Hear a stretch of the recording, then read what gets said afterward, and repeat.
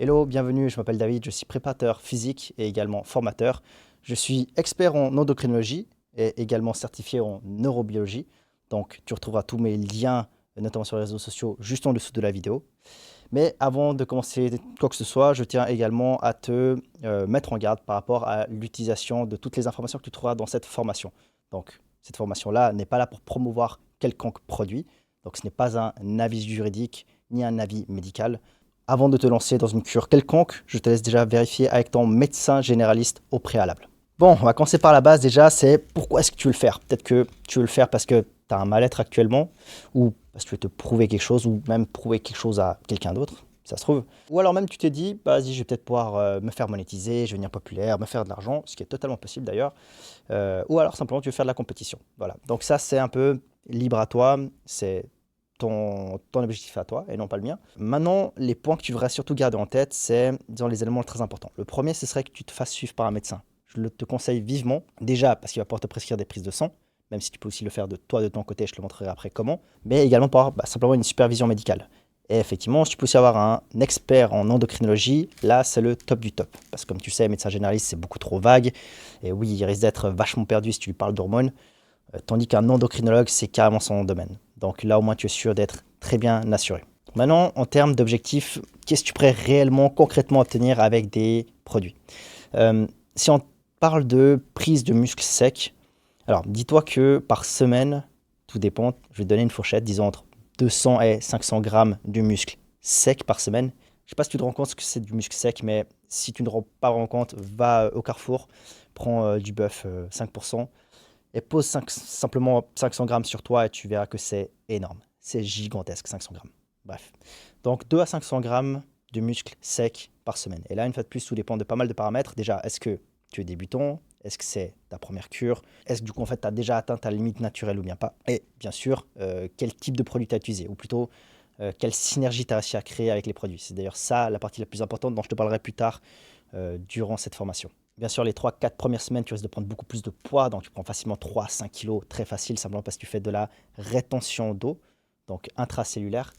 Et là, bien sûr, tu as aussi cette impression d'avoir pris d'un coup du muscle, mais malheureusement, c'est qu'une illusion et ce poids-là risque fortement de partir à la fin de ta cure. Bon, là, déjà, je vais te parler des règles de base. La première des règles, c'est jour on est égal jour off. Donc, admettons, tu as fait une cure qui a duré 10 semaines et ensuite, tu as fait une relance qui a duré 3 semaines derrière. Disons que tes jours on, ça équivaut donc à 13 semaines. Donc, tu devrais minimum prendre 13 semaines en off avant de songer à refaire une nouvelle cure. Et bien sûr, tu n'attaques jamais, j'ai bien dit jamais, une nouvelle cure si tu n'as pas fait une prise de sang au préalable et que vraiment tous tes marqueurs sont OK. Donc, ce n'est pas uniquement le temps de pause qui compte, c'est finalement tes marqueurs sanguins. En fait, le temps de pause, il est surtout important pour ton axe hormonal, donc ton axe HPTA. Car si tu enchaînes trop les cures, à un moment donné, ton axe va s'épuiser et il sera plus en mesure de sécréter ses hormones correctement. Donc, bien sûr, la question ne se pose plus quand tu es en blast and cruise. D'ailleurs, je t'en parlerai plus tard aussi dans la vidéo. Qu'est-ce que c'est concrètement? Autrement, il y a aussi une grosse règle pour les oraux. Quand tu prends un oral, le problème c'est que les stéroïdes oraux sont, pour la majorité en tout cas, toxiques pour le foie. Et tu ne pourras pas les utiliser au-delà d'une certaine durée. Donc là, la règle c'est n'utilise jamais, vraiment jamais, plus de 8 semaines un oral s'il est toxique. Et encore 8 semaines, ça dépend pour lesquels. Il y en a qui sera encore moins. Mais 8 semaines au grand maximum. Et deuxième règle, ne mélange jamais deux oraux en même temps. Donc si tu t'es dit, je vais mixer Ganabol, Anadrol, allez pour me faire plaisir, ne le fais surtout pas. Donc tu auras beaucoup trop de toxicité dans ton corps à ce moment-là. Et finalement, dernière règle, c'est plutôt en termes de durée de cure. Je te déconseille de dépasser 16 semaines de cure, du moins si c'est une cure intense. Sauf, bien sûr, si tu as fait une prise de sang intermédiaire pour te dire, OK, je peux l'étendre. Mais autrement, ne dépasse jamais les 16 semaines. Donc l'utilisation de ces produits-là forcément comporte un risque.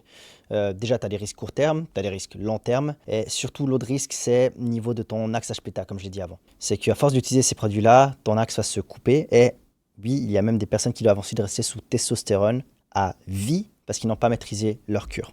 Donc je vais te donner les différents impacts. Déjà, je vais commencer par les court termes. Forcément, tu as tout ce qui est stress sur le foie, stress sur les reins. Tu as le dérèglement de ton profil lipidique, donc tout ce qui est cholestérol. Tu as troubles érectiles, bien sûr, si tu n'as pas maîtrisé en tout cas tes synergies. Tu peux avoir de l'acné, gynécomastie, donc là, c'est la glande mammaire chez l'homme qui commence à pousser, et oui, ça te fait du coup comme des seins. De la rétention d'eau, bien sûr, augmentation de l'agressivité, ça, je pense que tu as déjà entendu à plusieurs reprises, et également de l'insomnie. Donc là, c'est uniquement les effets secondaires court terme qui, pour la majorité, si tu maîtrises bien en tout cas ta cure, tu sais comment utiliser ces produits-là, tu peux les éviter. Maintenant, tu as des effets secondaires long terme auxquels tu devrais faire extrêmement attention, que tu peux une fois de plus éviter, mais seulement si tu as vraiment des connaissances accrues. Le premier, c'est l'épaississement du sang. Car le problème, c'est qu'à force de prendre des stéroïdes, ce qu'ils font, c'est qu'ils vont augmenter la quantité de globules rouges dans ton corps. Ce qui finalement est une bonne chose parce que plus tu as de globules rouges, meilleure est ton oxygénation, tu as de meilleures performances en termes cardiovasculaires. Mais le problème, c'est que quand on a trop, ton sang devient aussi trop épais. Et quand il devient trop épais, là, tu as plus de risques que ça bloque à un moment donné. Et donc faire une attaque. Autrement, tu as la stérilité. Stérilité, tu verras qu'on peut d'ailleurs contrer très facilement. Donc c'est totalement déjà réversible. Mais surtout, tu peux le prévenir d'une facilité, vraiment d'une très grande facilité lors d'une cure en tout cas. Et ensuite, tu as la calvitie, perte de cheveux. Alors oui, une fois de plus, ça dépend si tu es sujet à ça ou non, si tu es prédisposé ou non. Tu as clairement des possibilités de le contrer totalement. Et ensuite, l'hypertrophie cardiaque. Ce point-là, en gros, il est souvent sous-estimé, mais ce qui se passe concrètement, c'est que lorsque tu soulèves lourd, par exemple, ton cœur va s'hypertrophier. Simplement parce qu'il doit s'adapter, et d'ailleurs, heureusement qu'il s'adapte. C'est un phénomène totalement normal. D'ailleurs, tu n'as pas forcément besoin de produits pour ça. C'est-à-dire, ils avaient fait des analyses sur plusieurs powerlifters, donc ils soulèvent très lourd. Et effectivement, ils avaient tous, en gros, leur cœur hypertrophié. Et ce n'est pas parce qu'ils prenaient des produits, parce que pour le coup, ils étaient naturels, simplement parce que son corps, donc le cœur, devait s'adapter à l'effort. Et le problème, c'est que quand tu prends les stéroïdes, tu peux donner beaucoup plus d'efforts, ta force augmente considérablement, et donc ton cœur doit s'hypertrophier encore plus. Et c'est là où ça devient dangereux. C'est lorsqu'il devient vraiment très très très gros. Et là où tu peux faire de la fibrose. Donc également un effet secondaire à vérifier sur le long terme. Maintenant, pour contrer la plupart des effets secondaires, ou plutôt les prévenir, c'est là où on demande de faire une prise de sang. Et je vais te partager du coup le bilan que tu devrais demander auprès de ton médecin. Premier bilan, c'est le bilan endocrinologique. Donc c'est le check de toutes tes hormones. Donc là, tu as tout ce qui est testostérone, qui est l'hormone mâle, l'œstradiol, qu'on appelle aussi l'œstrogène, qui est l'hormone femelle, euh, et du coup, les autres hormones que tu auras aussi besoin de vérifier, je ne vais pas rentrer dans les détails dans cette vidéo-là, mais qui sont extrêmement importantes pour savoir comment ton axe se comporte actuellement.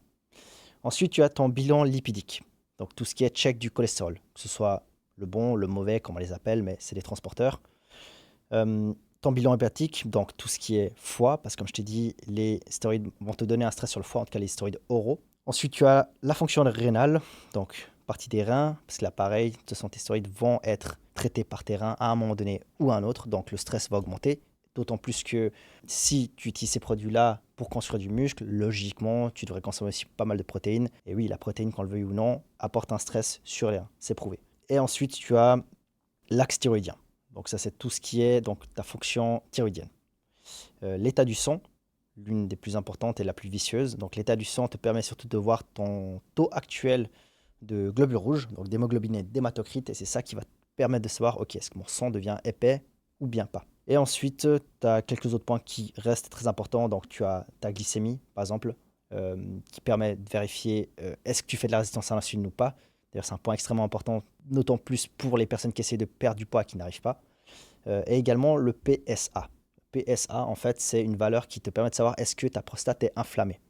Et si ton PSA est élevé, là, on peut pousser les recherches plus loin pour savoir, ok, est-ce que c'est inflammé, est-ce que c'est hypertrophié? Parce que oui, tu as peut-être déjà entendu, la testostérone donne le cancer de la prostate. C'est totalement faux. Mais par contre, si ta prostate est déjà hypertrophiée, ajouter de la testostérone par-dessus n'est pas bénéfique. Ça, oui. Bon, là, je t'ai mis le panel complet. Alors, ouais, potentiellement que ton médecin, il va pas trop aimer de voir une fiche autant grande. Si tu vas demander ces valeurs-là en laboratoire par toi-même, ça risque de te coûter très cher. Donc, si jamais tu veux simplement avoir les valeurs correctes selon ton objectif et non pas demander le panel complet, à ce moment-là, tu as le lien si jamais juste en dessous pour qu'on prenne un appel ensemble et du coup, je te donnerai les valeurs que toi, tu devrais vérifier selon ton profil. Ensuite, un autre test très important à faire, alors au moins une fois, c'est tout ce qui est contrôle du cœur. Donc, premier déjà, vérifie ta tension artérielle.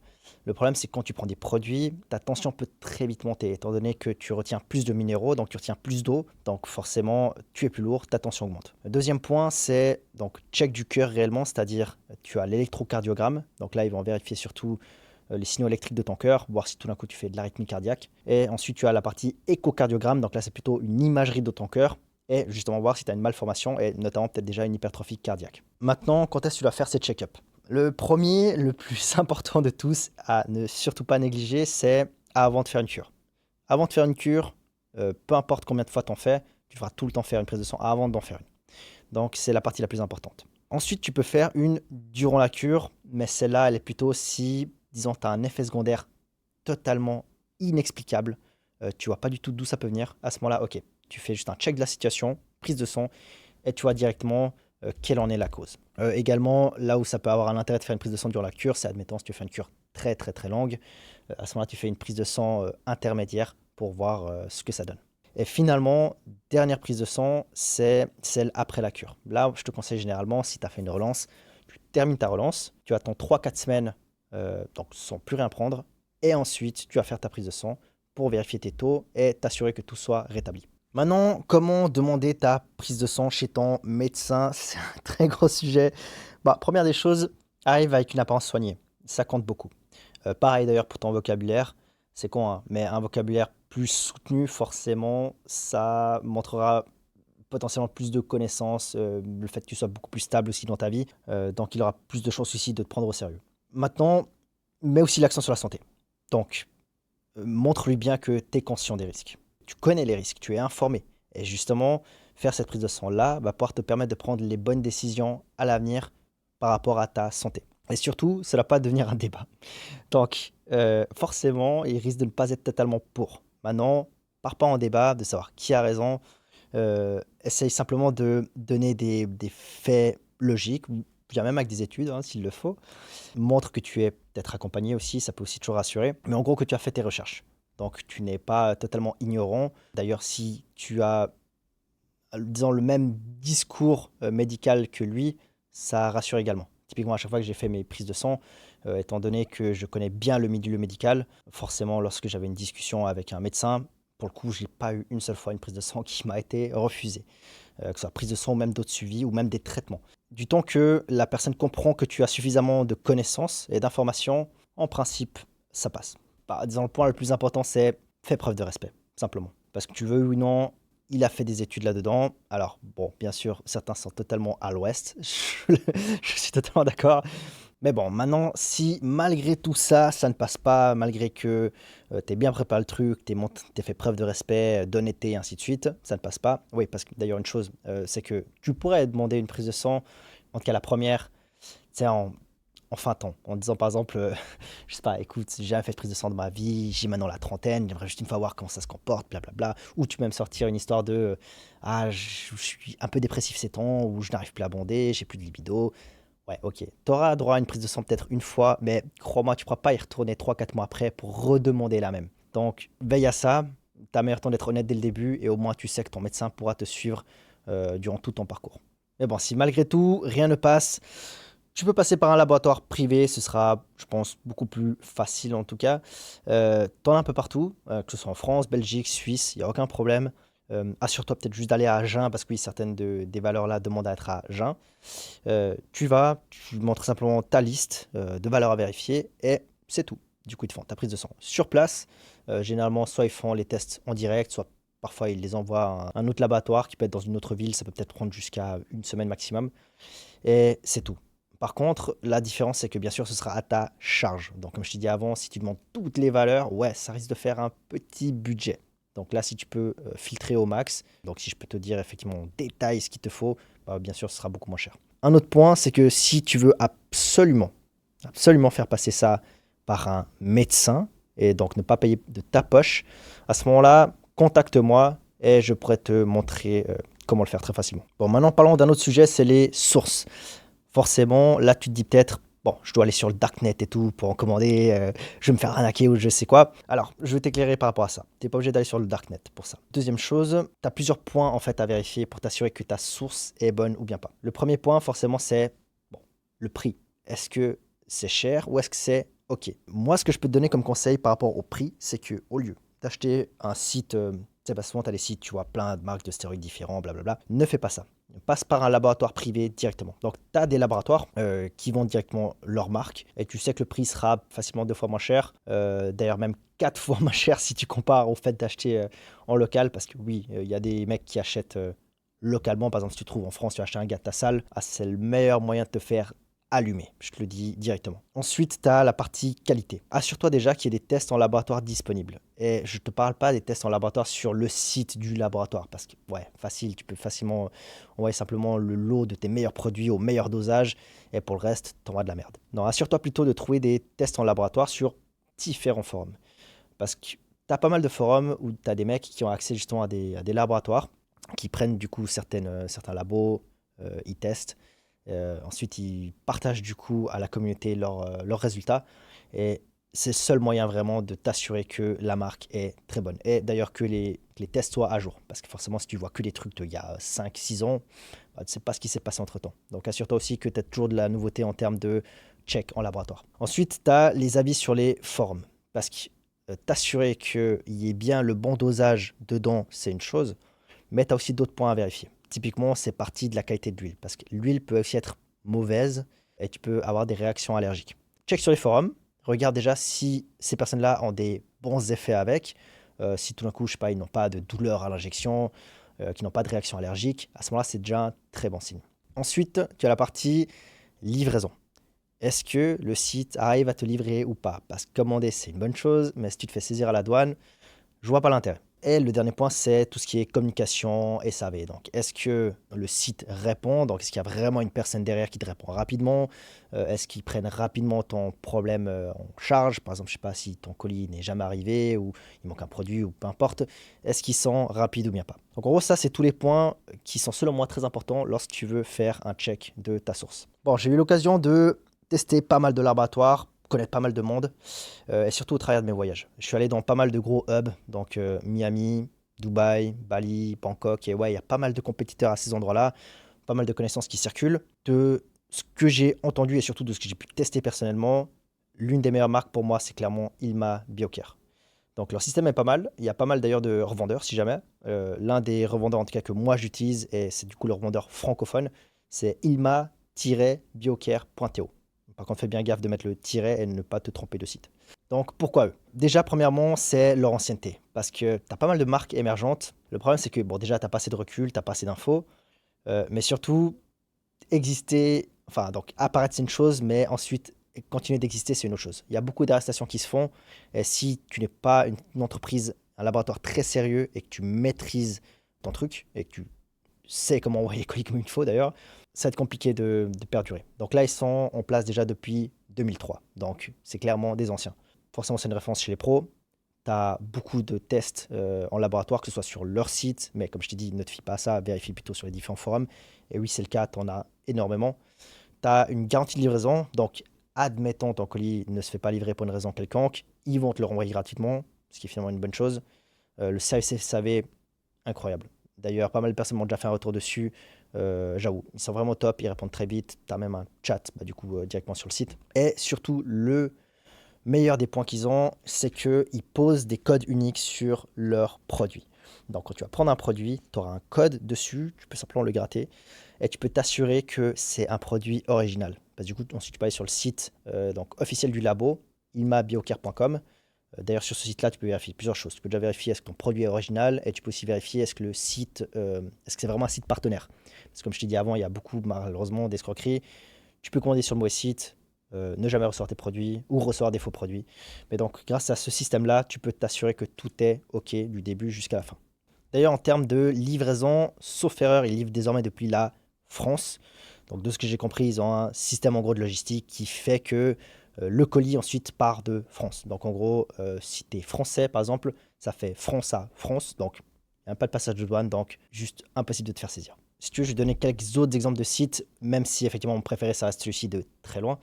Tu as par exemple un site qui est partenaire d'ailleurs, c'est medipro.to. Euh, donc la qualité, disons, équivalente, disons des SARMs en plus, quelques SARMs en plus qui peut être pas mal, mais voilà, c'est à peu près tout.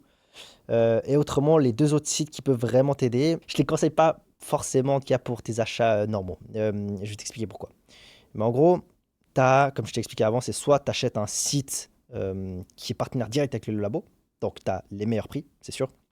Et autrement, tu as des sites, disons, qui vendent un peu toutes les marques, quoi. Un site multimarque. Euh, c'est bien juste pour une seule chose. C'est tout d'un coup trouver un produit, une molécule, quelque chose qui est très difficilement trouvable. À ce moment-là, en dernier recours, je pourrais te dire, OK, va sur ces sites-là. Mais le prix, il est beaucoup plus cher. Je te cache pas, il est beaucoup plus cher, donc c'est vraiment cas de secours. Je pense par exemple, je sais pas, tu as besoin de Roaccutane, tu as besoin d'insuline, des trucs comme ça. Là, tu pourras aller sur ces sites. Mais autrement, oublie, tu vas simplement te faire plumer en termes d'argent en tout cas. Donc si jamais les deux sites-là ils t'intéressent, je les mets aussi juste en dessous. Maintenant, comment conserver l'accès à un site? Parce que le problème, c'est que forcément, un site, à un moment donné, quand il est assez connu en tout cas, peut se faire bannir. Là, tu as plusieurs choses. Soit il est banni de Google, et donc, je prends l'exemple d'Ilma Biocare, tu vas aller sur Google, tu tapes Ilma Biocare, il n'apparaît plus, il a été banni. Voilà, c'est plutôt facile. Si c'est ce genre de cas, tu n'as qu'à simplement mettre du coup l'URL directement, donc ilma-biocare.to, bam, t'es dessus. Il n'y a pas de passage vers la recherche Google et c'est bon. Deuxième cas de figure, par contre, c'est lorsque l'adresse IP est blacklistée. Par exemple, la France ne voudra pas autoriser le site, donc ils vont blacklister simplement le site. Et là, malheureusement, tu ne pourras plus y accéder. Sauf si tu utilises un VPN, et là, oui, si tu es en VPN, tu pourras toujours y accéder, toujours faire ta commande, et voilà. Maintenant, je vais quand même te parler des risques en cas de saisie. Bon, tu l'auras compris, si on te prend sur Ilma Biocare et que tu es français, bon là, tu ne sentiras pas de saisie. Mais admettons, si ça devait arriver, ce qui se passe, c'est que tu n'as pas de poursuite légale ou quoi que ce soit. En fait, les stéroïdes anabolisants ne sont pas, par exemple, considérés comme des drogues dures ou quoi que ce soit, simplement des médicaments contrôlés. Donc, ce qu'ils font, tout simplement, c'est qu'ils te les prennent, ils te les détruisent, ciao, basta. À la limite, donc, c'est même pas une amende, c'est une facture pour la destruction des produits, et c'est tout. Je te prends un exemple en Suisse, par exemple, la destruction des produits coûte 300 euros. Tu payes les 300 euros, terminé. Et on n'en parle plus, il n'y a pas de poursuite légale ou quoi que ce soit. Sauf bien sûr dans le cas où tu auras peut-être fait une très très très grosse commande. Forcément, si tu as fait peut-être une commande de 5 000, 10 000 euros, je ne sais pas. Ouais, là, ils vont peut-être se dire, ok, est-ce que ce serait pas un revendeur par hasard? Et voilà, là, je pourrais pas non plus te garantir que les conséquences ne seront pas les mêmes. Maintenant, petite astuce pour les Suisses. Le problème, c'est que pas mal de sites ne livrent pas en Suisse, simplement parce qu'ils ne font pas partie de l'Union européenne. Le passage est plus compliqué, les douanes sont plus solides. En fait, déjà rien que si ça dépasse 0,1% de saisie, pour eux, c'est déjà trop, ils arrêtent. Donc, si tu es suisse et que le site en question que tu as choisi ne livre pas en Suisse, à ce moment-là, ce que tu peux faire, c'est simplement l'envoyer à un point relais. Donc ça, c'est très facile. Tu vas sur grenzpacket.ch, tu choisis simplement un point relais qui se trouve à proximité de la Suisse, et ensuite, tu peux expédier ton colis là-bas. Je te prends un exemple, par exemple avec Saint-Gingolf. Je vais te mettre d'ailleurs juste la carte au-dessus pour que tu voies en fait le chemin. C'est très facile, en gros, dis-toi, tu n'es même pas obligé de traverser la douane en voiture. Simplement, tu poses ta voiture côté CFF, du coup, donc la gare en Suisse, là, à Saint-Gingolf. Tu passes juste à pied. Voilà, il n'y a pas de douane hein, à pied, tu as juste un petit point à traverser. Tu es en France, et tu peux récupérer ton colis et voilà, aucun problème. Bon, maintenant, tu connais les risques, tu sais comment faire tes check-ups, tu sais où commander. Maintenant, on va enfin pouvoir passer aux choses sérieuses et tout le but de cette formation. Donc, première des choses, on va parler des différentes molécules que tu peux trouver. La première, tu as déjà certainement entendu parler, la plus connue, du coup, c'est les stéroïdes anabolisants. C'est quoi exactement? Stéroïdes anabolisants, c'est simplement un dérivé de la testostérone. Donc, ça a le but premier de te faire surtout augmenter ta masse musculaire et augmenter ta force. Mais je vais en parler beaucoup plus en détail après parce qu'il y a beaucoup de choses à savoir sur ça. Deuxième type de produit qui existe, c'est les peptides. Et là, les peptides, c'est un groupe d'acides aminés. Donc, en gros, si tu as l'acide aminé, si tu as plusieurs acides aminés, ça devient un peptide. Et si tu en as encore plus, ça devient une protéine. Donc là, le peptide, ce qu'il va faire, c'est qu'il va simplement donner un ordre à ta cellule de se comporter d'une façon ou d'une autre. Par exemple, il va dire, OK, je veux que tu brûles du gras. Je veux que tu transportes des aliments. Je veux que tu augmentes la quantité de collagène. Je veux que tu répares ce tendon-là. Et ainsi de suite. Donc là, comme exemple d'ailleurs de peptides que je peux prendre, les deux les plus connus, c'est par exemple l'hormone de croissance qui va donner l'ordre à ta cellule de se proliférer, donc de se multiplier, ou tu as l'insuline par exemple qui va donner un signal à tes tissus d'absorber le glucose qui se trouve dans ta circulation sanguine. Voilà, donc en gros, c'est deux types de peptides, deux exemples qui donnent justement un signal à une cellule. Ensuite, tu as les SARMs, qu'on appelle un peu une nouvelle génération de stéroïdes. Fais très gaffe quand même avec ça. Il n'y a pas assez de recul, malheureusement, dessus. Mais SARMs, c'est pour Selective Androgen Receptor Modulator. Donc, le but, c'est que ça cible plus les muscles et non pas tout ce qui entoure.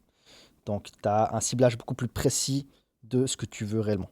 Ensuite, tu as les brûleurs de gras qui sont soit les plus dangereux aussi, du moins si tu ne sais pas les utiliser, parce qu'ils jouent notamment sur la fréquence cardiaque et l'augmentation de la chaleur corporelle, la thermogénèse. Donc là, tu retrouves les plus connus, clenbuterol, T3, ephedrine, Stac-ECA, et ainsi de suite. Et ensuite, pour les produits d'endurance, le plus connu, c'est l'EPO, l'érythropoïétine, qui va du coup stimuler ta moelle osseuse pour produire plus de globules rouges et donc augmenter tes capacités cardiovasculaires. Mais bon, là, on va simplement s'intéresser à un seul sujet. Alors oui, j'ai une formation beaucoup plus complète, où là, je parle de toutes les hormones en général, donc tous les produits en général, comment les utiliser, comment contrer tous les effets secondaires, comment s'injecter, enfin bref, très grosse partie. Mais là, tu auras déjà beaucoup à savoir sur les stéroïdes anabolisants. Déjà, premier point pour que tu t'y retrouves mieux, il y a plusieurs familles de stéroïdes anabolisants. Je vais te mettre d'ailleurs le tableau. Tu as notamment 3 grandes familles. Tu as tout ce qui est dérivé de la testostérone, puis tu as tout ce qui est dérivé du DHT. Donc là, disons, c'est les produits qui ne vont pas s'aromatiser. Parce que normalement, n'importe quel stéroïde anabolisant va créer de l'œstrogène, l'hormone femelle. Et quand tu as trop d'hormones femelles, c'est pas bon. Et du coup, les produits qui sont dérivés du DHT ne vont pas créer ça. Donc, tu n'auras pas de rétention d'eau, contrairement aux autres. Donc, c'est vraiment des molécules dites sèches. Et tu n'auras pas non plus d'ailleurs de gynécomastie, donc la glande mammaire qui pousse. Mais par contre, ils ont plus tendance à donner d'autres effets secondaires comme de l'acné ou surtout de la perte de cheveux. Ensuite, tu as les dérivés du nandrolone. Là, pour le coup, c'est les produits les plus puissants qui existent. D'ailleurs, tu as peut-être probablement déjà parlé d'eux, décadurabolin, trenbolone, donc qui est très connu. Donc là, c'est vraiment le prime en termes d'effets. Bien sûr, vu qu'ils sont aussi très puissants, ils ont aussi pas mal d'effets secondaires, notamment sur la prolactine. Donc, ils augmentent la prolactine, ce qui fait que tu as tu peux avoir de l'impuissance, par exemple, ou avoir des problèmes de gynécomastie. Maintenant, je vais aussi parler des 2 formes qui existent. Soit tu prends tes produits de manière orale, soit injectable. La grosse différence, c'est que la majeure partie des stéroïdes oraux, en tout cas ceux qui sont des 17-alpha-alkylés, donc qui ont cette barrière alcanisante qui permet en fait de passer au travers le foie sans se faire dégrader, euh, eux vont apporter un stress sur le foie. Pour te la faire très courte, dis-toi que c'est tous les stéroïdes oraux, sauf le Proviron et le Primobolan, c'est les 2 seuls qui ne sont pas hépatotoxiques. Mais en gros, dû à ça, tu ne pourras pas les utiliser très longtemps.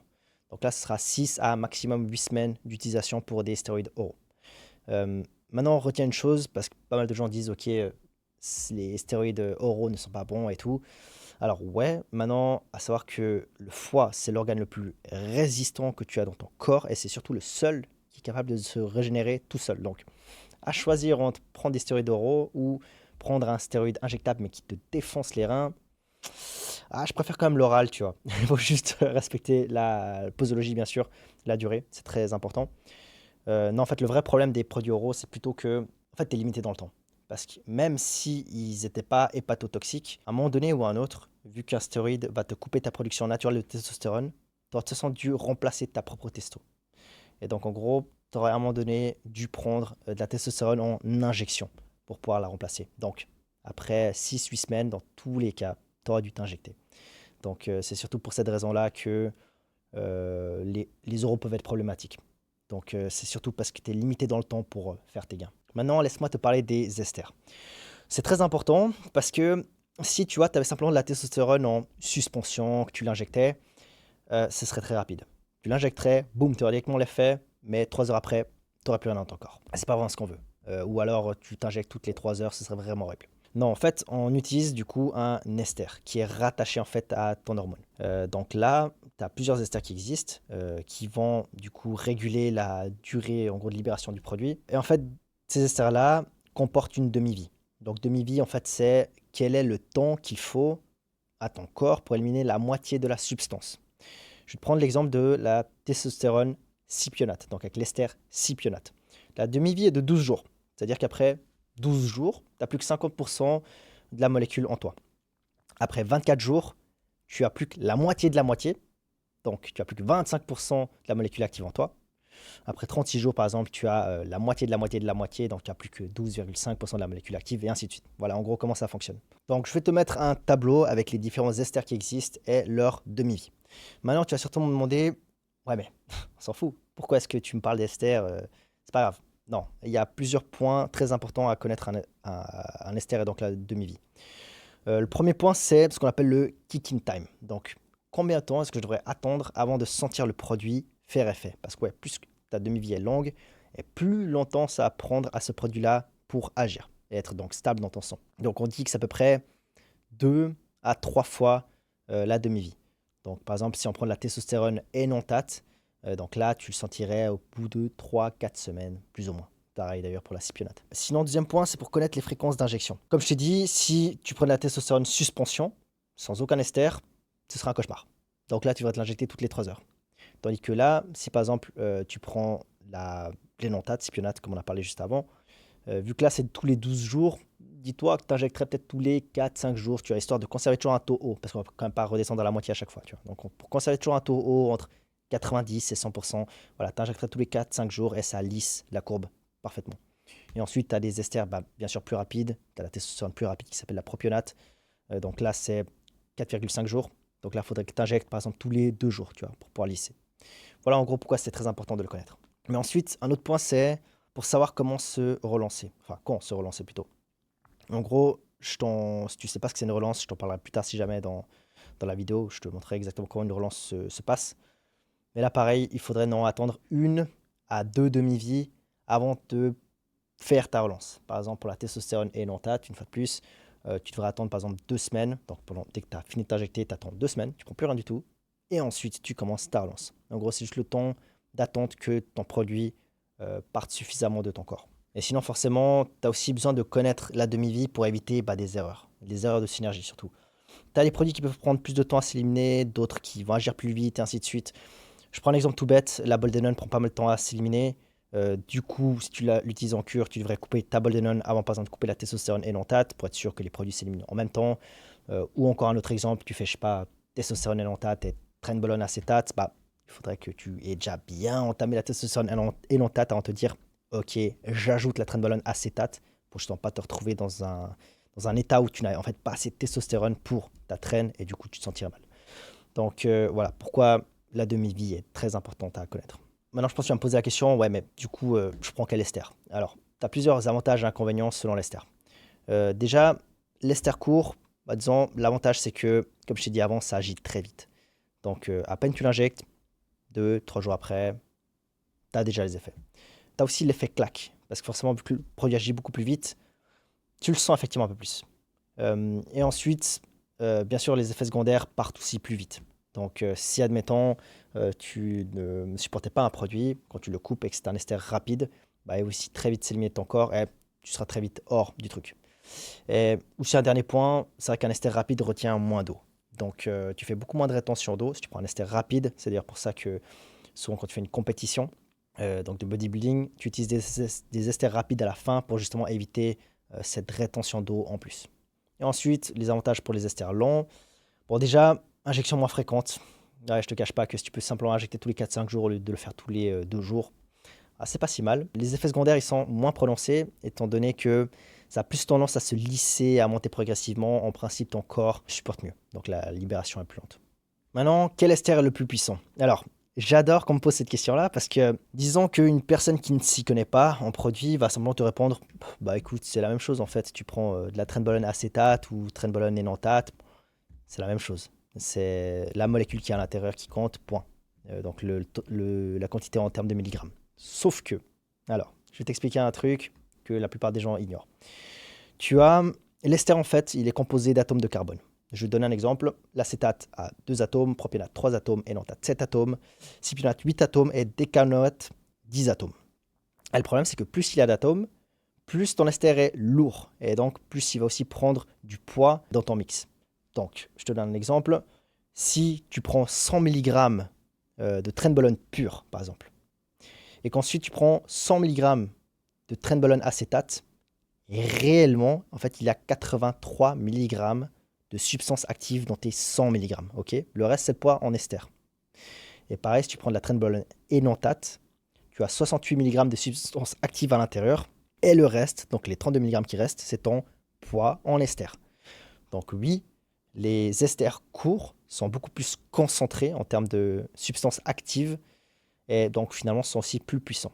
Si en tout cas on calculait par milligramme dans la fiole. Maintenant, un autre point intéressant à connaître, c'est le ratio anabolisant-androgène. Qu'est-ce que c'est? En fait, le vrai nom des stéroïdes, c'est stéroïdes anabolisants androgènes. Pourquoi? Parce qu'ils ont deux effets. Tu as l'effet anabolisant, c'est finalement ce qu'on recherche un peu, hein, c'est augmentation de la masse musculaire, augmentation de la force. Donc, c'est finalement les bons effets. Et ensuite, tu as les effets androgènes. Et là, c'est plutôt la voie qui devient plus grave. Augmentation de la pilosité, augmentation de la libido, l'agressivité. Donc, c'est en fait tout ce qui va te rendre mal, tout ce qui va te rendre viril.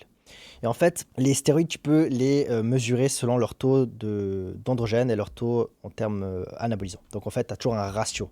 Par exemple, la testostérone, on la prend comme base et on dit le ratio, c'est 100 sur 100, par exemple. Elle est autant androgène qu'anabolisante, par exemple. Pourquoi c'est bien d'ailleurs de savoir ça? C'est que, comme je t'ai dit avant, côté androgène, voix grave, pilosité, et ainsi de suite, c'est peut-être pas bien en tant que femme, en tout cas, de prendre des produits qui sont fortement androgènes. Donc, quand tu es une femme, tu essaies d'éviter ça. Tu prends donc des produits qui sont hautement anabolisants et très peu androgènes pour justement éviter de te masculiniser. Maintenant, prends ça avec une petite fourchette. Parce que là, du coup, je vais te mettre le tableau donc, des fameux ratios qui existent selon les produits. Sauf que, un truc à tenir en compte, c'est que ces tests-là ont été faits sur des rats.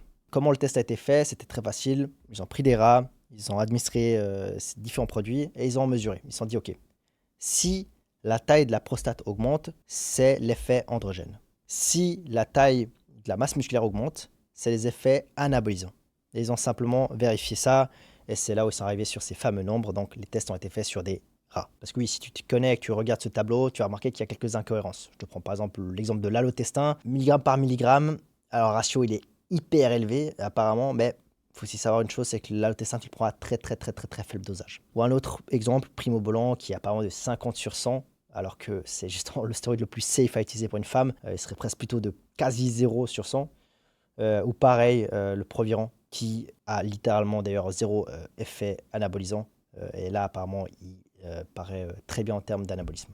Donc, le truc à prendre en compte, c'est juste que tu as un problème d'extrapolation interespèce. Donc, tu peux pas, par exemple, prendre un rat, tu auras des différences physiologiques, des différences métaboliques et génétiques qui font que parfois les tests ne sont pas applicables pour les humains. Et là, ouais, c'est aussi le cas par rapport à ce tableau. Malheureusement, tu ne pourras pas t'y fier à 100%. Donc, si tu es une femme, par exemple, dis-toi que les produits les plus safe à utiliser, c'est le Primobolan de très loin, la Navarre et pourquoi pas le Winstrol. C'est tout. Je ne m'aventurerai pas trop loin. Je sais qu'il y a des personnes qui utilisent d'autres produits, donc des femmes qui utilisent des produits en plus. Mais si tu veux rester assez safe. Maintenant, une règle que tu dois connaître, et grâce à ça, je pense que tu vas en savoir énormément sur les synergies d'utilisation des produits. C'est l'utilisation de la testostérone. Je vois trop de personnes se dire je vais prendre une chier testostérone pour avoir plein de résultats.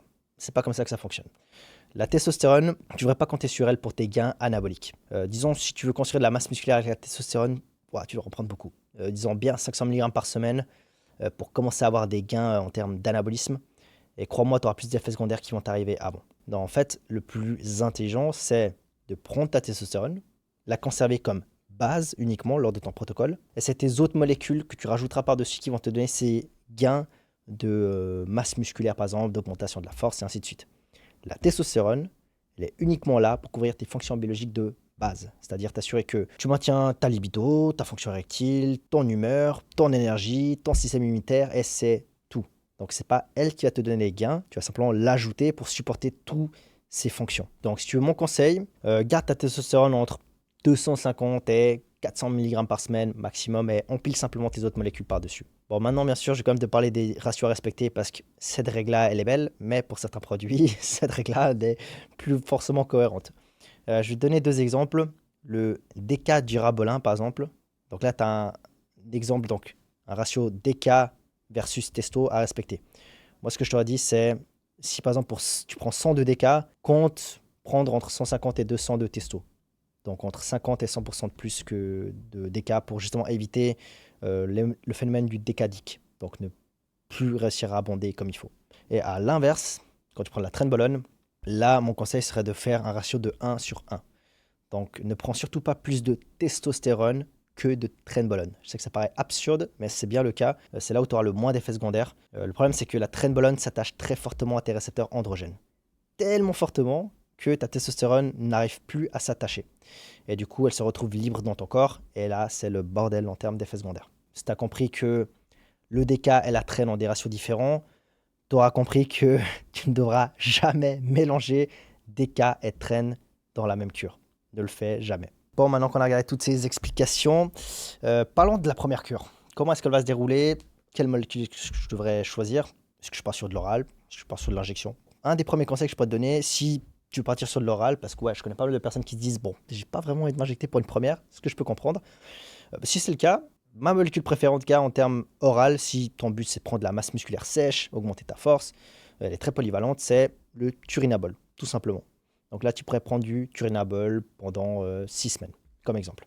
Si maintenant tu veux faire une prise de masse, toujours, là, ce que tu peux faire, c'est, donc si tu es OK pour les injections, donc tu prends ta testo comme base, comme on a parlé, donc simplement ta base. Et à ça, tu vas ajouter par exemple une ou même 2 molécules. Par exemple, tu ajoutes un autre injectable, et donc c'est cet injectable-là qui va construire ta masse musculaire, qui va vraiment s'occuper de ça, et un oral en plus. Pourquoi? Parce qu'en fait, comme quand je t'en ai parlé avant, je t'avais dit, les oraux vont agir plus rapidement. Ce qui est bien, c'est que les oraux, du coup, tu peux utiliser comme kickstart lors d'une cure. Parce que du coup, tes produits injectables vont prendre beaucoup de temps à faire effet, peut-être 3-4 semaines. Alors que si tu rajoutes un oral dès le début, en fait, à peine 2-3 jours après, tu as déjà les effets qui commencent. Donc en fait, tu es en anabolisme de la première semaine jusqu'à la dernière semaine. Donc voilà, c'est une bonne stratégie à faire. Et là, par exemple, je sais pas, tu préfères testo comme base, boldenone comme injectable. Et ensuite, tu peux rajouter un oral par-dessus, du turinabol par exemple, de nouveau, ou dianabol, enfin, peu importe. Ensuite, tu as plutôt la cure recomposition.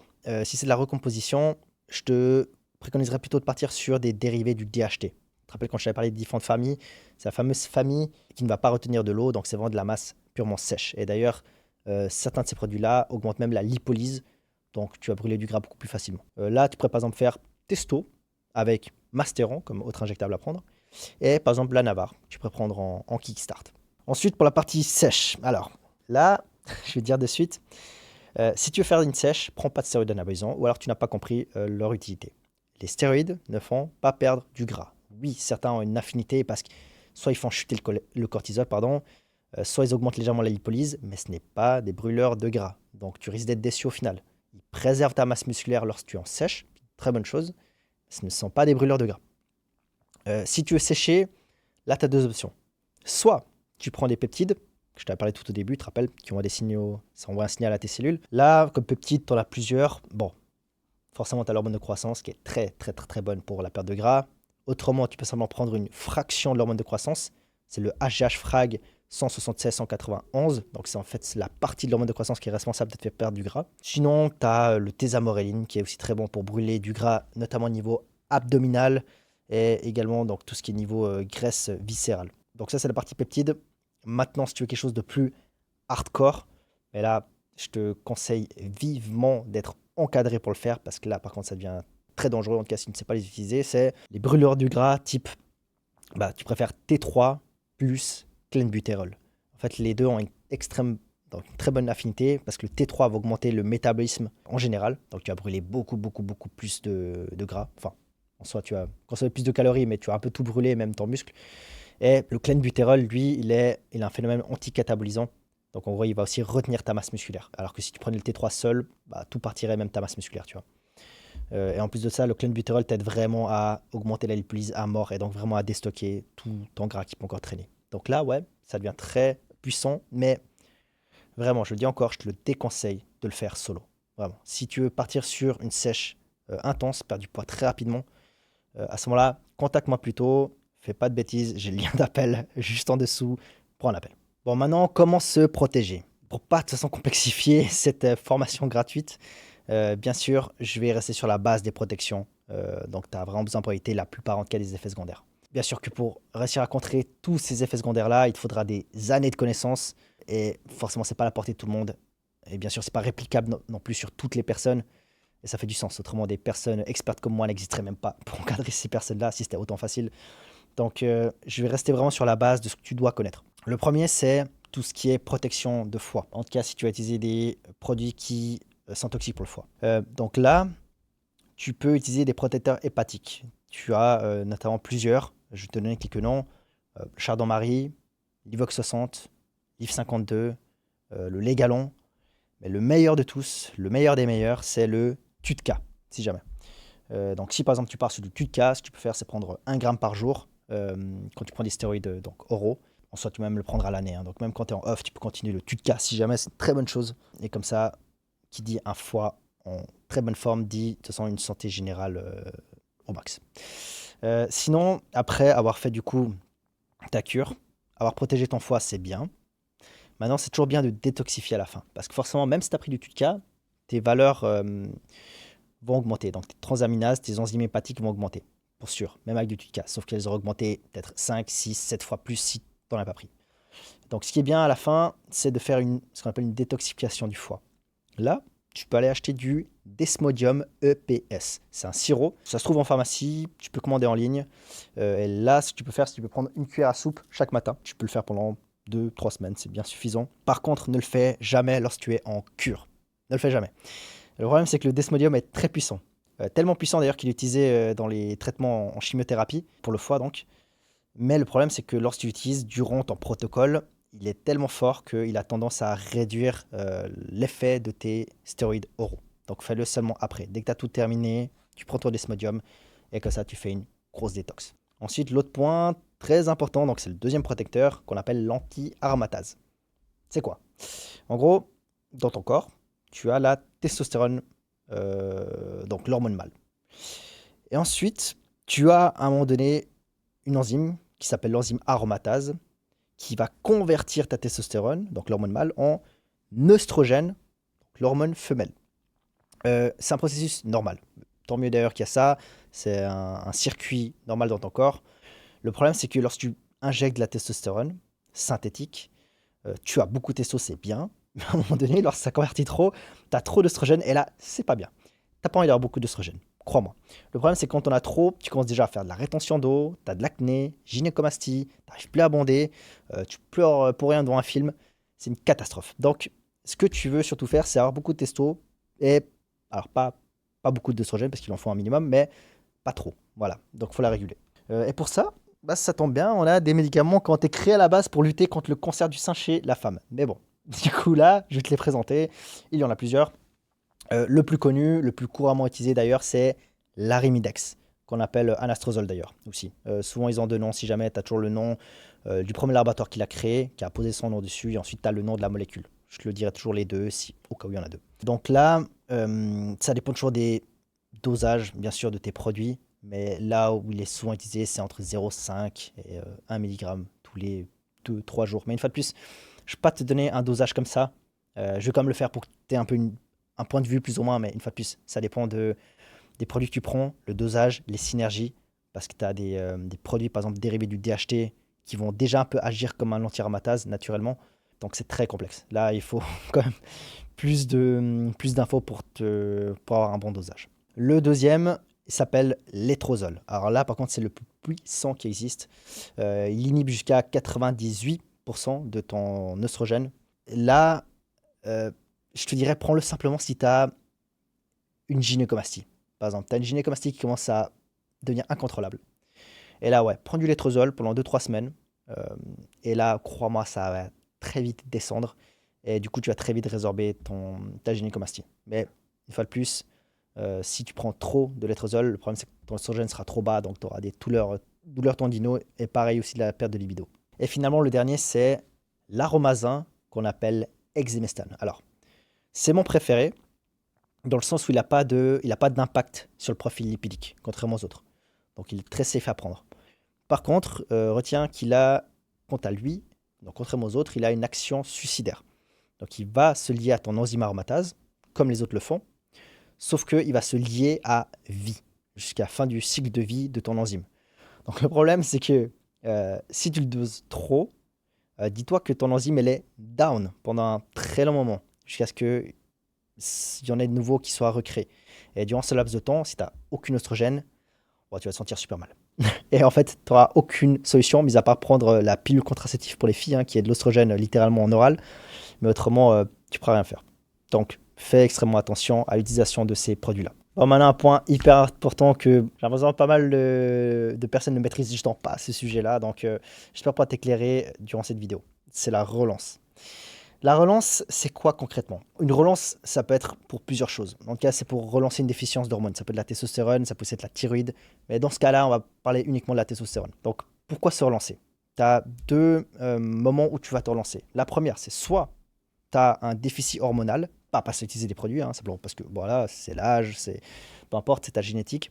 Là, généralement, quand tu vas voir un endocrinologue, ce qu'il va faire, parce que tu vas avoir un bon endocrinologue, avant de te prescrire de la testostérone en injection, ce qu'il va faire, c'est qu'il va te faire faire une relance. Donc là, il va utiliser justement des produits de relance pour essayer de booster à nouveau ta testostérone et voir si ton système se réenclenche et si tu reproduis de nouveau correctement. Et dans le deuxième cas de figure, c'est simplement tu as utilisé des stéroïdes anabolisants, par exemple. Donc, ta testostérone s'est coupée durant l'utilisation, ou du moins elle a fortement descendu. Et là, pareil, on fait une relance. Sauf que là, c'est une autre utilité, c'est surtout pour préserver tes gains déjà, et surtout éviter une situation d'inconfort. Parce que quand tu te retrouves au moment où tu coupes les produits, donc tu as coupé ta testostérone artificielle, hein, synthétique, et en fait, toi, t'en as plus, tu te sens pas hyper bien, tu vois. Donc forcément, tu prends vraiment un coup au niveau de la libido, de l'énergie, du système immunitaire, tout ce que tu veux. Donc, en principe, on fait une relance pour ça, et comme je t'ai dit avant, conserver des gains. C'est surtout ça le plus important. Maintenant, la raison de la coupure, c'est quoi? Finalement, tu n'en as que trois. L'œstrogène, donc soit l'œstrogène trop élevé, et ça inhibe la testostérone. Soit ta prolactine est trop élevée, et ça inhibe ta testostérone. Soit tu as tes récepteurs androgènes qui sont activés, et donc ça inhibe ta testostérone. D'ailleurs, tout ça, ça explique pourquoi, par exemple, on dit que le turinabol ou l'anabar sont moins suppressifs que les autres. Simplement parce qu'eux, ils vont agir que sur un seul point, c'est qu'ils vont simplement activer tes récepteurs androgènes. Tu vois, ils vont pas augmenter ton oestrogène, ils vont pas augmenter ta prolactine. Donc, quand tu les prends et que tu les coupes, en principe, ça va. Ta relance, c'est plutôt OK. Contrairement aux autres produits, genre Trenbolone, qui augmente absolument tout. Et enfin, donc, qui impacte tous ces points-là. Et forcément, c'est beaucoup plus la galère de s'en sortir. Maintenant, je vais juste revenir sur un point, c'est la relance naturelle. Parce que ouais, tu as des mecs qui se disent, je vais me relancer naturellement. Bah écoute, libre à toi. Relance naturelle, c'est quoi? Normalement, tu prends tout ce qui est tribulus, ashwagandha, fenugrec et t'espères comme ça pour te relancer. Alors, potentiellement, si tu as pris de la Navarre, très faible dosage, tu as pris des SARMs, tu peux la tenter si tu veux, et que tu es jeune d'ailleurs, parce que là aussi ça change par rapport à ton âge. Et je dis pas que tu vas pas te relancer. En fait, si tu veux te relancer, si tu veux le faire naturellement, tu vas te relancer à un moment donné ou à un autre, c'est sûr. C'est juste que regarde, la différence c'est que si tu te relances naturellement, donc même sans rien prendre, ça va peut-être prendre 2 3 mois à ton corps à retrouver son état originel. Tandis que si tu fais une relance, ça va te prendre juste 2 3 semaines. Donc tu vois, il y a une grosse différence déjà en termes de temps. Là, tu vas peut-être me dire, tu t'en fous, t'es pas impatient. Mais le problème, c'est que durant ce laps de temps où ta testo n'a pas été récupérée, bah, tes gains, tu pourras leur dire ciao. Parce qu'il te faut suffisamment de testostérone pour maintenir tes gains. Et c'est là où ça devient très important. Donc, d'ailleurs aussi en termes de confort, hein, parce que forcément, si tu attends 2 3 mois avant de te relancer, enfin, en te relançant naturellement, bon, tu vas être dans un bad mood pendant 2 3 mois. Si tu peux l'éviter, je te le conseille. Et une fois de plus, je reviens là-dessus, c'est surtout pour conserver tes gains. Maintenant, quand se relancer, rappelle-toi, quand on parlait des esters juste avant, de la demi-vie, pour te la faire très courte, quand tu prends des oraux, tu te relances le lendemain. Donc, par exemple, tu as pris ton dernier oral, j'en sais rien, la veille à 20 h. Le lendemain, 8 h du mat, tu te réveilles, boum, tu commences ta relance. Quand c'est des esters courts, acétate, propionate, là, en principe, tu commences 4 jours après. Et ensuite, les esters longs, donc élantate, cypionate, là, tu commences 2 semaines après. Quand je dis 2 semaines après, c'est-à-dire tu as fait ta dernière injection, 2 semaines après ta dernière injection, tu commences ta relance. Maintenant, je vais te donner les différentes étapes de la relance. Comme je t'ai dit avant, tu as œstrogène, prolactine, activation des récepteurs androgènes. Donc forcément, le premier, le plus facile à solutionner, c'est activation des récepteurs androgènes. Tu fais comment pour taper sur ça? Bah écoute, tu coupes tes produits, tout simplement. Parce que tant que tu as un produit qui est actif dans ton corps, il va continuer à penser qu'il a assez de testostérone. Je te donne un exemple. Quand tu prends de l'anabar, ce qui va se passer, c'est que il va passer par les mêmes récepteurs androgènes que ta testo naturelle passe. Et donc ton corps, lui, il sait pas si c'est ta testo à toi ou si c'est de l'anabar. Lui, il voit juste que tes récepteurs, ils sont actifs. Et tant qu'ils sont actifs, il se dit, ok, bah s'ils sont activés, c'est que pour moi, c'est ok, il y a assez de testostérone dans le corps. Sauf que bah non, c'est pas le cas. C'était simplement ton anabar. Donc là, premier truc, c'est couper tous les produits, donc tous les stéroïdes anabolisants pour qu'il n'y ait plus cette activation qui se fasse. Donc tes récepteurs ne sont plus activés. Et c'est d'ailleurs là, justement, on prend la demi-vie en compte, c'est que tu devras attendre ensuite 2 semaines après avoir, par exemple, coupé ta testostérone et non-tat avant de faire ta relance. Comme ça, tu es sûr qu'il n'y a plus rien qui est activé. Tes récepteurs sont off et ton corps est prêt à se relancer. Maintenant, c'est bon, il n'y a plus de récepteurs qui sont actifs. Deuxième point, c'est l'œstrogène. Je vais te dire exactement comment se passe le circuit dans ton corps.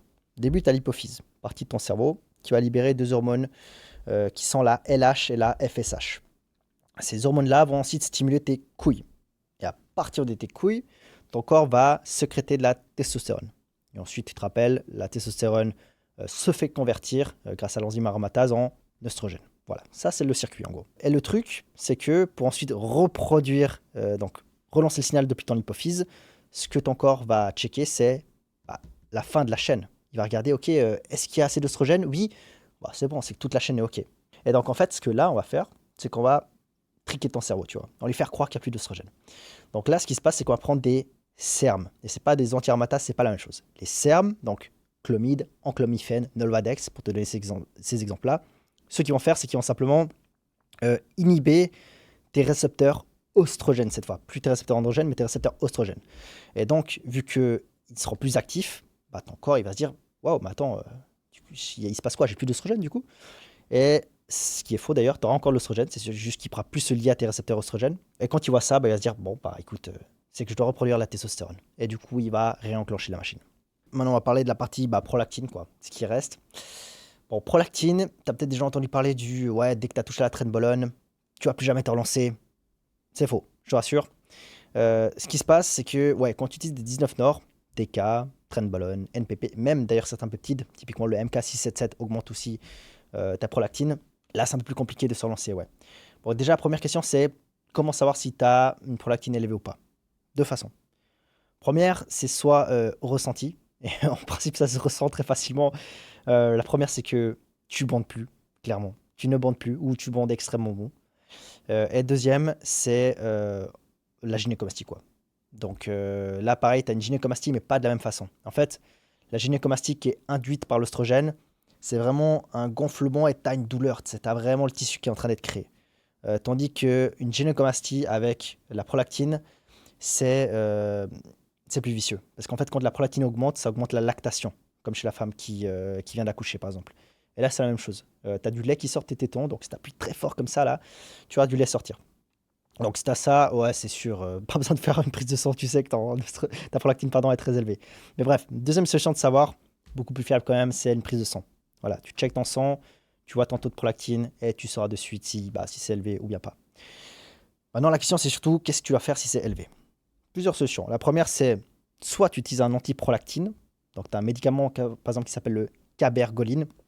D'ailleurs, c'est le même médicament que on donne à une femme qui vient d'accoucher, tu vois, qui veut stopper la lactation parce que, je sais pas, son bébé lui casse les couilles.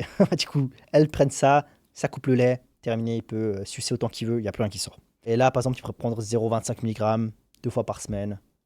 Ça dépend maintenant à quel point tes taux ils sont élevés, mais tu n'auras pas besoin de prendre plus que 3-4 semaines. Ce sera amplement suffisant. Et ça, tu devrais commencer par exemple 2 semaines avant le début de ta relance, que ça, tu as le temps de faire descendre. Ou deuxième point, c'est arrête simplement ton nandrolone, donc dérivé du nandrolone avant. Donc par exemple, si tu as pris du TK, du trenbolone, de la trenbolone, pardon, pense peut-être à couper ce produit-là 2-3 semaines avant de couper les autres produits. Comme ça, ta prolactine a aussi le temps de redescendre un peu et ce sera moins contraignant pour ta relance. Ensuite, je vais te donner un point bonus. C'est le HCG et HMG.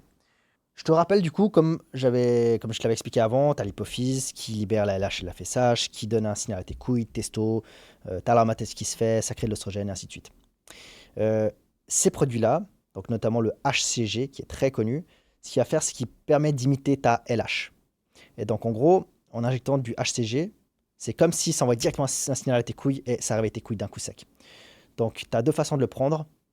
Soit tu le prends durant la cure, mais je ne le conseille pas vraiment, c'est un peu compliqué. Surtout que tu vois, quand tu prends durant la cure, déjà que tu peux avoir des problèmes liés à ton oestrogène. Si tu rajoutes en plus de ça le HCG durant ta cure, tu as encore plus d'oestrogène, encore plus de galères. Je ne te le conseille pas. Ensuite, tu as une deuxième façon de le prendre que moi, là, par contre, je te conseille, c'est de le prendre durant la relance.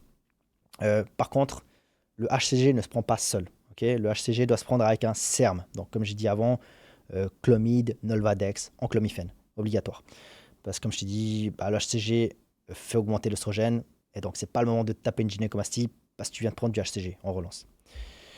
Donc, parfait combo pour ta relance, pour être sûr de te relancer parfaitement. Tu auras compris, c'est HCG, clomide et Nolvadex.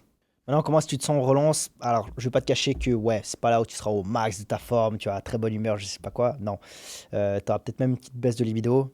Tu risques d'avoir mal aux tendons, donc c'est là où tu as vraiment les tendons asséchés parce que tu n'as plus d'oestrogène. Donc c'est là où il faudrait faire gaffe d'ailleurs à ne pas te blesser. Et justement, comme on a discuté avant, dès que tu as fait ta relance, pense toujours ton on est égal ton off. Ok. Donc si là tu as fait bah, voilà, 10 semaines de cure, 3 semaines de relance, une fois de plus, prends 13 semaines en off avant de te dire ok, j'en rattaque une. Et une fois de plus, fais toujours une prise de sang avant de refaire une cure pour être sûr que tout est ok. Maintenant, je vais te donner le cœur des connaissances à avoir. En tout cas, si tu veux créer les meilleures synergies au monde entier. Ok. Je vais te présenter un concept qui s'appelle la matrice anabolique. En gros, le problème, c'est que je connais pas mal de personnes qui se disent bah, écoute, je vais juste prendre beaucoup d'anabolisants, donc ils envoient des grammes et des grammes jusqu'à saturer leurs récepteurs. Et finalement, ils ont plus d'effets secondaires qu'autre chose. Tu vois. En fait, le plus intelligent à faire, c'est créer des synergies, très clairement. Et là, du coup, je vais t'expliquer comment créer ces synergies. Le but, ce serait de prendre en compte chaque facteur de croissance que tu as dans le corps. Donc, pas uniquement tout ce qui est stéroïdes anabolisants, mais vraiment tous les facteurs de croissance qui entourent. Mais je vais te montrer plus précisément. Premièrement, bon, tu as forcément tout ce qui est anabolisant. Donc là, comme on a discuté, tu as plusieurs classes de famille. Ce que moi, je te conseille, c'est que, alors oui, les classes de famille ont quand même des synergies différentes. Donc l'idéal que tu préfères, ce serait prendre un de chaque famille. Un dérivé de la testo, un dérivé du DHT, un dérivé donc des 19 nord, nandrolone. Et parce que justement, ils n'activent pas exactement les récepteurs androgènes de la même façon. Et donc forcément, tu peux avoir une meilleure synergie, en termes hormonal en tout cas, si tu en prends des séparés. D'ailleurs, je peux te donner un très bon exemple. L'un des meilleurs produits, meilleures synergies pardon, qui existent au monde entier, c'est testostérone, mastéron, trenbolone. Donc les trois familles mélangées. Et d'ailleurs, tu as même des laboratoires qui créent maintenant des fioles déjà mixées. Souvent, on appelle ça cut stack, par exemple, en tout cas chez Imla Biocare. Et ouais, effectivement, c'est le meilleur stack au monde qui puisse exister. Donc pense à ça, mélangez les différentes familles. Ensuite, partie oestrogène. Là, c'est super important. En gros, tu te rappelles, je t'avais dit avant, il ne faut pas que ton oestrogène soit trop élevé. C'est vrai, mais il ne faut pas qu'elle soit trop basse non plus. L'oestrogène est très importante pour ta sensibilité aux récepteurs androgènes. En fait, plus tu as d'oestrogène, et mieux tu seras capable d'assimiler tes produits. D'ailleurs, je fais un parallèle, c'est pour ça qu'une femme, quand elle prend des stéroïdes, wow, elle explose. Elle explose littéralement, simplement parce qu'elles ont beaucoup d'oestrogène dans le corps, donc elles sont extrêmement réceptives aux produits. Donc fais gaffe d'avoir quand même une bonne quantité. Donc essaye d'être par exemple euh, ouais, dans la fourchette de 80 à 200 picomoles par litre, plus ou moins. Donc prends ton anti-aromatase en fonction. Et bah, du coup, logique, prends toujours la testostérone comme base. Parce que tu n'as pas de testo, tu n'auras pas d'œstrogène au bout. C'est très important. Et pareil, pour avoir suffisamment en cas d'œstrogène, limite tout ce qui est dérivé du DHT. Comme je t'ai dit avant, donc tout ce qui est Masteron, Primobolan, Proviron. Le problème, c'est qu'ils agissent aussi comme des anti-aromatases. Et si tu prends ça, et en plus des anti-aromatases, ouais, tu risques de plus avoir trop d'œstrogène dans le corps. Donc ça risque d'être compliqué d'avoir des récepteurs au max. Prochain point, c'est l'hormone de croissance. Donc là, c'est tout ce qui est récupération cellulaire, tout ce qui est amélioration du sommeil. Donc là, tu as deux façons. Soit tu prends de l'hormone de croissance directement, en injectable, ou soit tu prends simplement un sécrétagogue d'hormone de croissance, donc un produit qui va stimuler la libération d'hormones de croissance dans ton corps. Là, par exemple, tu as le MK677 qui est très connu, tu as différents types de GHRP, GHRP2, GHRP6, ipamorelline, hexareline, tu en as plein qui existent. Donc forcément, qui dit meilleure récupération dit entraînement plus fréquent, donc plus de gains. Donc hormone de croissance, très clairement bon à prendre, en tout cas dans ta synergie. Prochain point, c'est l'insuline. Waouh, là, s'il y a bien un point qui est game changer, je pense que ça doit être celui-ci. L'insuline, alors, à prendre avec des précautions, hein. L'insuline, il faut vraiment bien connaître le truc. Tu ne le fais pas à la légère. Là, je te recommande clairement d'avoir un suivi si tu comptes partir sur l'insuline. Mais c'est très fort. Ce qui se passe, vois ça un peu comme ça. Dis-toi que dans ton corps, tu as des ouvriers qui sont en train de construire un mur. Ok. Tu prends des stéroïdes anabolisants, plus tu prends de stéroïdes et plus tu as d'ouvriers. C'est cool. Sauf qu'à un moment donné, bah, il manque des blocs, tu vois. Donc tu as beaucoup d'ouvriers, mais tu n'as pas assez de blocs. Dis-toi que l'insuline, ça ramène des blocs. Et ça ramène beaucoup de blocs. Pour que tes ouvriers travaillent au max, tu vois ce que je veux dire. En fait, quand tu manges, tu ne pourras jamais tout assimiler. Impossible. Et tu seras limité en termes de quantité d'insuline que ton corps peut lui-même libérer. Et c'est pour ça que l'insuline exogène, c'est très puissant pour pouvoir assimiler beaucoup en termes de nutrition.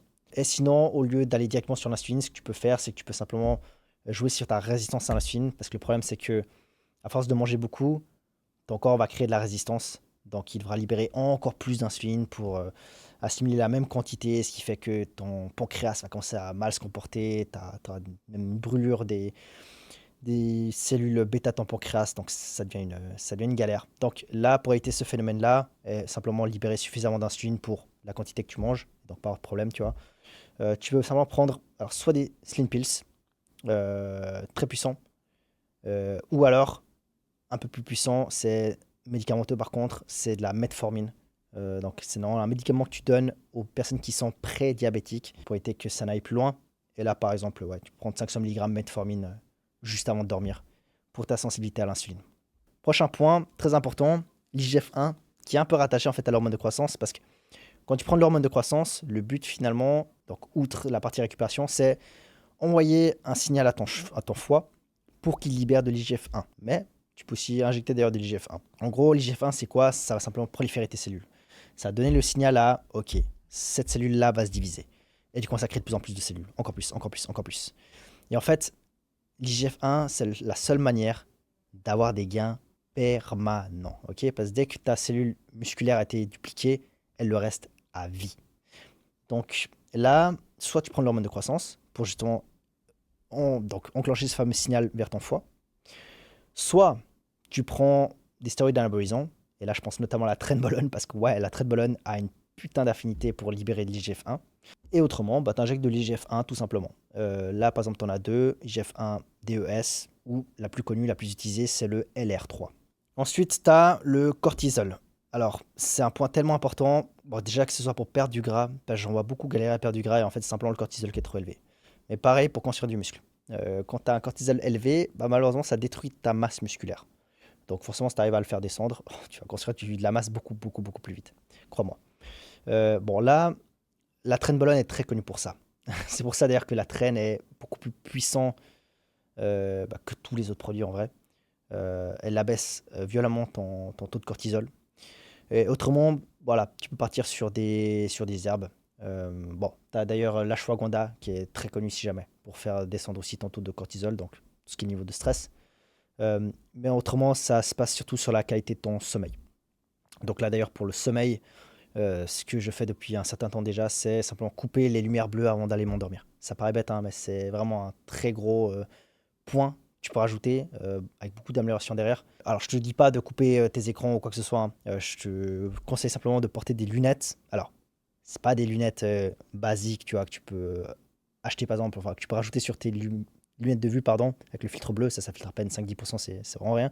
Là, je parle vraiment des lunettes conçues pour. Alors, tu verras, les verres sont orange-rouge, donc ouais, tu as un peu tout en orange-rouge.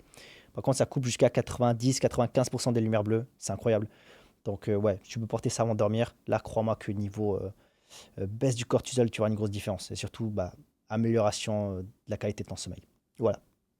Et bien sûr, la gestion du stress. Ensuite, tu as la partie récepteur androgène. Tu te rappelles, comme on avait discuté avant, tu as un point très important, c'est l'oestrogène. Tu dois avoir beaucoup d'oestrogène, enfin suffisamment d'oestrogène en tout cas, pour que tes récepteurs soient actifs. Et sinon, deuxième tip que je peux te donner, la carnitine. Ouais. Carnitine, si t'en prends, ça va pareil augmenter si jamais ta sensibilité aux récepteurs androgènes. Et donc, tu pourras beaucoup mieux absorber tes produits. Maintenant, on va parler de la myostatine. En gros, ce qui se passe dans ton corps, c'est que, en fait, ton corps, il aime l'homéostasie. Donc, il déteste les changements. Typiquement, si tu perds du poids trop vite ou tu prends du poids trop vite, tout ce qu'il va faire, c'est mettre des bâtons dans les roues. Et la myostatine en fait partie. C'est-à-dire, c'est une protéine qui va inhiber la croissance et la prolifération musculaire. Donc, si il remarque tout d'un coup, tu prends trop de muscles, donc quand il va faire quoi? Il va augmenter à mort son taux de myostatine et du coup, ça va inhiber ta progression. Peu importe les produits que tu prends derrière, peu importe les efforts que tu fais, si ta myostatine est trop élevée, c'est ciao, c'est fini, terminé. Tu ne pourras plus aller de l'avant. Et là, alors, c'est encore en cours d'étude. Tout porte à croire que le YK11, donc c'est un produit, aurait tendance à faire descendre ton taux de myostatine, à voir. Là où j'ai le plus de retours, c'est par rapport à la folistatine. Je ne sais pas si tu connais Brian Johnson, donc c'est un multimillionnaire donc qui a fait beaucoup d'études dans tout ce qui est longévité et fait beaucoup de tests sur lui-même pour donc vivre éternellement. Et lui, du coup, a fait des injections de folistatine. Bon, à la base, je crois que c'était plutôt pour ses chromosomes et notamment donc rallonger ses télomères. Donc c'était plutôt pour autre chose, mais il a fait ça au passage et ils avaient annoncé effectivement que son taux de myostatine avait simplement chuté. Et grâce à ça, le mec a pris, je crois que c'était 9% de masse musculaire en moins de 6 mois, sans rien faire. Et il n'a pas changé son entraînement, je sais pas quoi, simplement sans rien changer, ça a augmenté sa masse musculaire de 9%. Mais le problème, tu vois, c'est que le YK11, bon, vas-y, t'achètes une boîte, ça va peut-être te coûter 50-60 balles. La flustatine, son injection lui a coûté 20 000 balles, tu vois. Donc, il y a quand même une différence, c'est pour ça que je reste un petit peu perplexe par rapport à ça. Mais en tout cas, garde en tête la myostatine. Ça, par contre, c'est très important. Même si les années vont.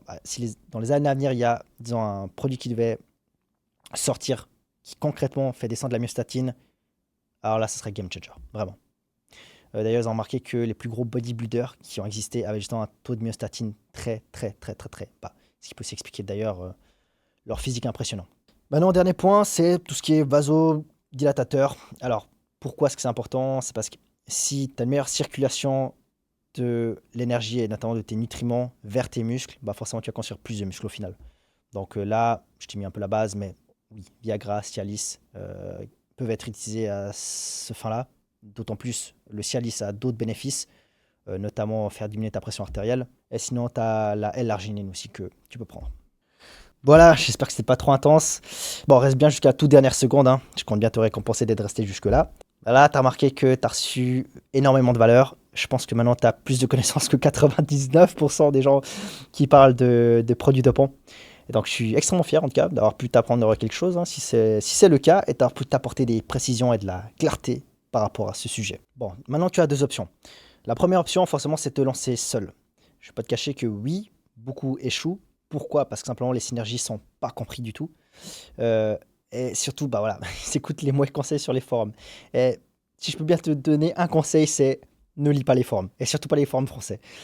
Comme grosse connerie, par exemple, tu pourrais retrouver très facilement, c'est prends juste de la testostérone. Et maintenant, si tu as vu cette formation, tu as compris à quel point c'est l'un des pires conseils que tu peux recevoir. Bref, donc forum, c'est vraiment red flag, c'est à bannir. Je te promets que tu vas plus détruire ta santé que quoi que ce soit, malheureusement. Et l'autre point aussi, bah forcément, si tu te lances seul, c'est que tu ne sauras pas forcément comment adapter ton entraînement et ta diète. Parce que là, c'est beau, hein. On vient de parler des produits tout le long. Je pense que c'est une partie qui te manque. Et j'espère que j'ai pu t'aider par rapport à ça. Mais forcément que si tu ne sais pas comment adapter un entraînement quand tu es en cure, ou une diète quand tu es en cure, bah, tes résultats seront aussi médiocres. Donc, finalité, il se passe quoi? C'est que tu es frustré, tu as perdu de l'argent. Donc, ça, c'est encore dans le meilleur des scénarios. Et dans le pire scénario, forcément, c'est que tu as une atteinte beaucoup plus grave et tu finis aux urgences. L'option 2, c'est faire partie de mon cercle très restreint des personnes que j'accompagne. Mais là, par contre, c'est uniquement si tu as une transformation radicale, ok? Donc, si ton but, c'est de gagner 2 kilos de muscle, perdre 2 kilos de gras, je préfère même pas que tu me contactes, ok? Je veux uniquement des personnes extrêmement déterminées. Le problème, c'est que forcément, je ne peux pas non plus accompagner plus de 10 personnes par mois. Donc, oui, je veux choisir mes clients.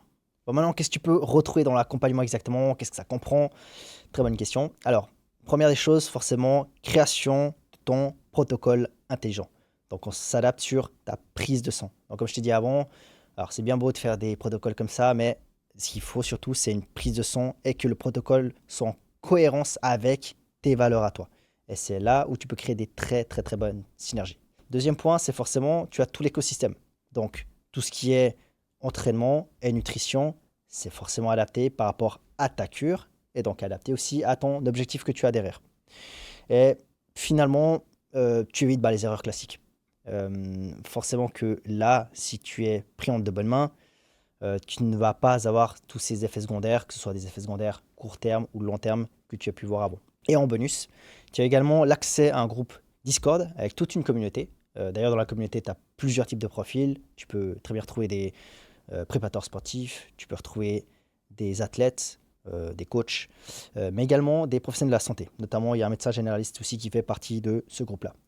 Et en complément, tu as aussi accès à une formation, et là, cette fois-ci, par contre, c'est la formation complète. Donc, si là, tu as pensé avoir appris des choses, alors, c'est que tu n'as pas encore vu la formation complète parce qu'elle est forcément beaucoup plus vaste et dense que ce que tu as pu voir ici.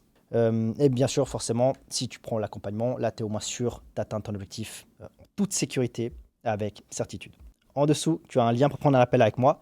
J'aimerais que tu te présentes à cet appel avec un objectif en tête et surtout une date à laquelle tu aimerais atteindre cet objectif. L'appel va surtout me permettre de savoir est-ce que tu es qualifié pour qu'on puisse travailler ensemble ou bien pas. Si jamais j'ai vu trop de personnes foutre leur vie en l'air et effectivement j'aurais pu simplement prendre 15-20 minutes de mon temps pour leur corriger leur plan d'entraînement. Donc si jamais l'appel il est dans tous les cas gratuit. Donc je préfère que tu me contactes avant de te lancer. Si en tout cas, dans le cas où tu as des doutes, si ça peut te permettre de ne pas t'abîmer la santé ou même perdre de l'argent. D'ailleurs, durant l'appel, rappelle-moi que tu fais partie de ceux qui sont allés jusqu'au bout de la vidéo. Et comme ça, je pourrais te récompenser avec un cadeau lors de cette vidéo pour être resté jusqu'à la fin. En tout cas, ça m'a fait extrêmement plaisir de pouvoir te parler aujourd'hui, te partager toutes ces connaissances. Si bien sûr tu es avide de connaissances, tu veux en savoir davantage, tu peux me suivre sur mes réseaux sociaux. Donc je te mets tous les réseaux en bas si jamais, soit Instagram, TikTok, YouTube. Et tu as également du coup le lien pour l'appel. En tout cas, prends soin de toi et j'espère te revoir très bientôt. À plus.